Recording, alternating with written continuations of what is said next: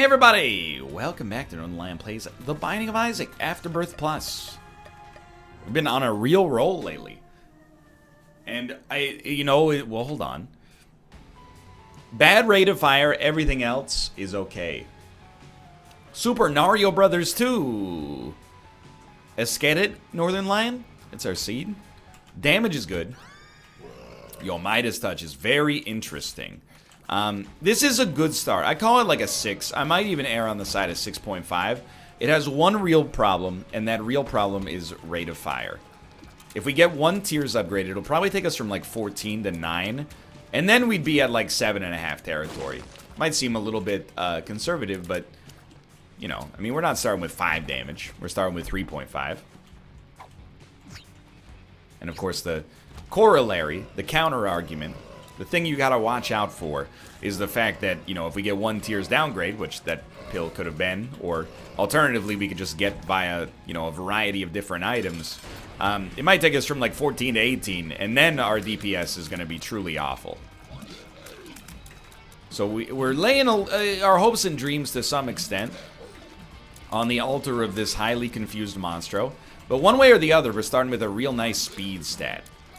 That goes a long way in the early game. It goes a long way, you know, forever, but it definitely goes a long way in the early game. In fact, I'm actually like, okay, check this out. I wanted the money. HP is relatively non-precious here. So the fact that we got a little bit of money out of that, who knows, maybe we get an arcade. The arcade gives us IV bag. IV bag gives us a renewable opportunity to Midas Touch over and over. We can make something creative happen there. So we want one more penny, and then we're willing to leave. And I think the world card on the next floor is just fine, and we got a certain something going on here. Good item room, to be honest, Midas Touch. At least it wasn't a little baggy. I mean, I don't know if I made it clear enough, because it happened, we very slowly got eroded, you know? We were like an airplane where some of the piton tubes got frozen over in the Atlantic, you know? We didn't know we were going down until, you know, we got the pull-up notifier from the center console. We get it, you played Flight Simulator X. Wrong. Played X-Plane 11 and watched a lot of the Discovery Channel show Mayday when I was flight anxious. We got to our 5 cents there. You know, we were good on the last run, and I'm proud of a lot of that run. I'm not ashamed of any of it, but there's a lot of that run where I'm like, dude, we played extremely well, I think. We were using Sack Dagger with surgical precision, even with 4.72 damage on, like, the Womb 2. But Little Baggy just slowly but surely eroded our ability to use Blank Card, obviously. And as a result of that, we fell behind economically, and things were looking a little tough at the end. So to hold it together was worth something. Couple things go differently. That runs a walk in the park. Couple of things go differently. That runs a loss. So I think in the end, we're not going to complain too hard about the way it went down. I will take the pill. I regret nothing. Yo, that was a great stone chest. Alright, so Tarot Cloth is a no-brainer, and it drops a death card. I think we do care about deep pockets, honestly. It does suck that, I was just going to say it sucks that there's no keys, but that is now incorrect, and we are good to go. Great shop. You remember? You see Back to the Future? Great shop! Marty! He didn't say that. Dude, Taurus, even though our speed is a little bit lower now, Taurus plus Midas Touch has got me thinking we're in for a real treat. Perthrow also very well timed. Okay, so we will pop this, but really we're waiting until we hit 2 speed. We're going to get a bunch of money and a Spirit Heart from this. So, like, this is no problem whatsoever. I don't know, we probably didn't have to use a bomb, but I mean, it turned out relatively well, wouldn't you say? So we're not going to Perthrow Magic Mush. That's like the best item you can get from a boss. And, you know, we will take Mom's Knife. I don't think I need to tell you, but, you know, our tiers are not that good, even with Magic Mush. What we're relying on here is a lot of Midas Touch value. Yeah, as soon as I saw this double spine, I was like, we're on an XL floor. Goodbye, Tomo. You may leave. Hydrate. It's important, buddy. I'm not blaming the university, okay, for what I'm about to say. But I saw a study today, and I didn't, well, people say that. I didn't see the study, okay? Let's be honest with one another. I saw the secondary news report where, you know, Como 5, ABC's affiliate in Chicago, said, a new study's been done at the University of Exeter. And I don't even know if that's how it's pronounced, but I'm trying, okay, UK? That says, it literally said, like, what the internet, myself included, wants the advice for living forever to be. They said, this study shows that participants who drank a modest amount of coffee, a modest amount of alcohol, and were overweight in their 1970s had a greater chance of living to 90 than those that abstained from both of those and were a normal weight in their 70s or at age 70. And I was like, man, the comments were justifiably a little bit peeved for reasons that I think are fair. They were like, what are we supposed to believe? You know, we get told a glass of wine a day is good. Oh, a glass of wine a day is bad. We get told eggs are good. Oh, eggs are bad. Oh, eggs give you cholesterol. Yeah, but it's the good cholesterol. You know, I'm scientifically literate to a modest degree at the very least, and even I'm annoyed by it, you know? There was a World Health Organization study that came out earlier this year that was like, hey, turns out, surprise, alcohol is poison, and, you know, even any consumption of it is ill-advised. By the way, I just feel the need to tell you, if you heard me say that and you went, oh, hogwash, where's your degree from? Look, okay, I don't make the rules. I would like for it not to be poison as well, but, you know, this is the World Health Organization. I trust them to some degree, at least. I trust them over my own biased desire for them to be wrong. But then, you know, I don't know. I don't know the reputation of the University of Exeter. You know, are they at the same level as the World Health Organization? Do they use, you know, spurious scientific means? I have no clue whatsoever. But it's hard to know what to believe. You know, I guess science is inexact to some extent, at least on this. I mean, I would love to go blank card again. And blank card jokers are really good. This is like the easiest win you could ever imagine now. You know, part of the reason, I get asked a lot, part of the reason I'm not doing the snow case this year, or I guess at this point it's already over. Part of the reason I didn't do the snow case this year, which is an advent calendar for beer, is that, you know, I'm technically in my 30s. I mean, mathematically in my 30s. And I'm like, you know, all the stuff that I could get away with in my 20s is starting to slow down. You know, I can't get away with even like a beer a night, which is not, you know, really like a problematic amount of alcohol to consume as an adult. I was like, if I don't, you know, I don't really want to, then why do it? And then this study comes out and it's like, hey, for whatever reason, I'm not concerned about coffee. I don't know, coffee is weird in the sense that, I mean, I don't want to say like I'm unconcerned about the effects of coffee, but does coffee consumption actually correlate with like an increased risk of like heart disease? And if so, can you isolate it to the coffee itself and not people who, you know, get coffee with 6 sugars and, you know, 12 of those little milk cups in each one? And then they're like, by the way, it would be like dope if you were like a little fat when you were 70, because that means you're probably going to make it to 90. I can think immediately, and I don't know if they address this in the research paper. Again, I'm not blaming the researchers. It might be misinterpreted by the news. But, you know, maybe if you're like overweight at 70, it indicates you kind of come from good stock. Because you don't see, especially amongst men, I think, you don't see that many overweight men in their 70s. And my grandpa is overweight, and he's like 80 82 or something like that. But that seems like a rarity to me.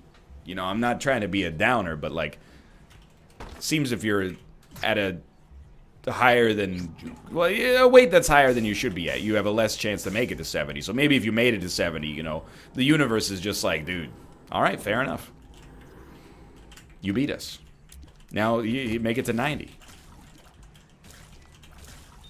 Beats me. I don't know. All I'm saying is I understand the frustration. You know, I'm trying to make better choices in life. I imagine if you work at the World Health Organization as well, you're like, dude, this study sets us back like 10 years. Because in the eyes of the public, there's no difference between, you know, two different institutions. Everything scientific in the public's eye comes from a study. You know, I was listening to the morning show today. Kelly Ripa was saying, I don't even know if she's on the show anymore. I'm still in the Regis and Kathy Lee era.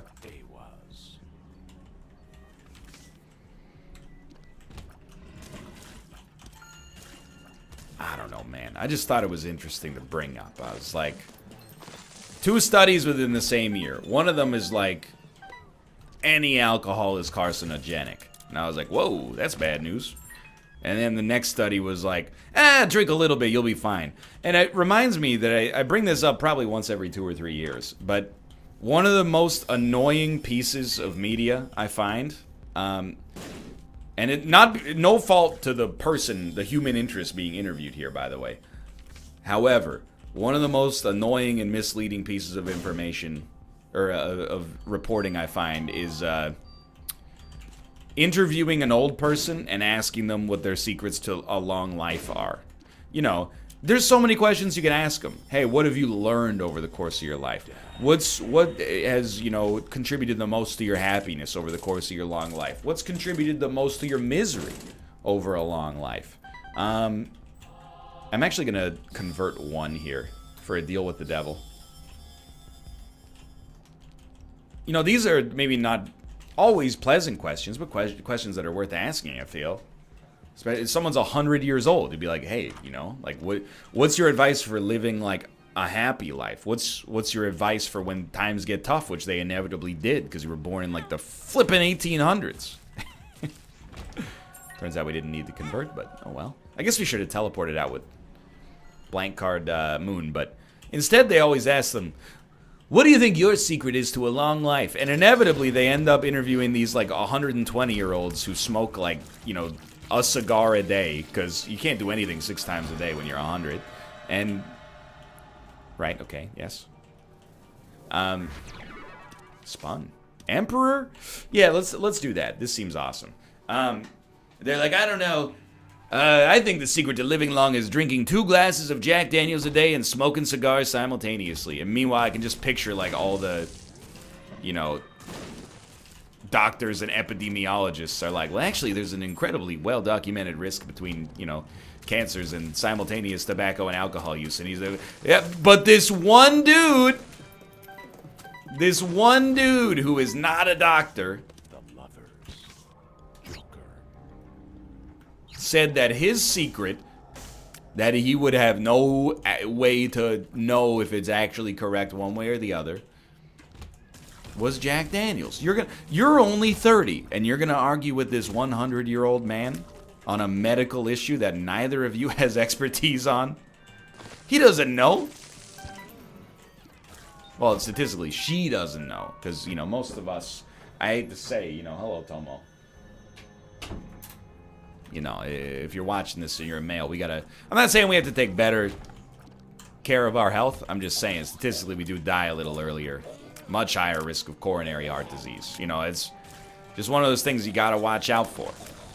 And by watch out for, I mean, you know, keep in the back of your mind as a deep-seated anxiety that one day your whole life could be gone in the blink of an eye, but then never really change any of your habits long-term. Hold on. We've hit all the special rooms here, so here's what you do. You blank card Emperor. This, by the way, is going to be a quick one. I can tell you that already. Now, we already went to this room. Just wanted to see if there was anything maybe could have overthought. We'll grab this.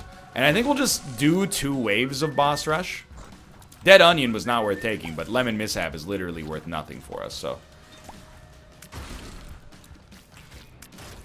So why do 2 waves? Well, it means we don't have to waste the card to get out. This could be like a 21-minute run, so I'm not really in the interest of, you know, trying to throw it away by being reckless with an Emperor card. I mean, keep in mind, we have, like, you know, a limited... I mean, we haven't really rushed through this run, I guess is what I'm saying. It just started so good, so quickly. We find ourselves, like, way ahead of the curve already. We have Goat Head, I think, so... We have a 100% deal with the Devil Chance one way or the other. So we'll just go peep this, and it's not bad, but it's not something I'm particularly interested in. And I guess we'll take a luck and range upgrade over a luck and range upgrade that doesn't give us a penny, by the way. Well, I think at this point, this doesn't happen very often. They are able to make it to the Womb 2 after 13 minutes. So we got to embrace the fact that we're kind of at, you know, it's rare territory. Normally, I try to speed runs down. I try to gear down so that we end up in these situations where, you know, we avoid the perception of us rushing. I think if you get the 1 in 100 run like this, you take your chances. This little Emperor card out of here. We definitely have Goat Head. It's one of those runs that's so good, I don't even remember the cards that we have.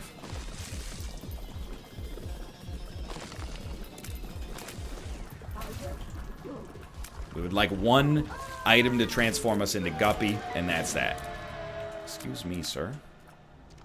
Yeah, that'll work. Head up to the cathedral.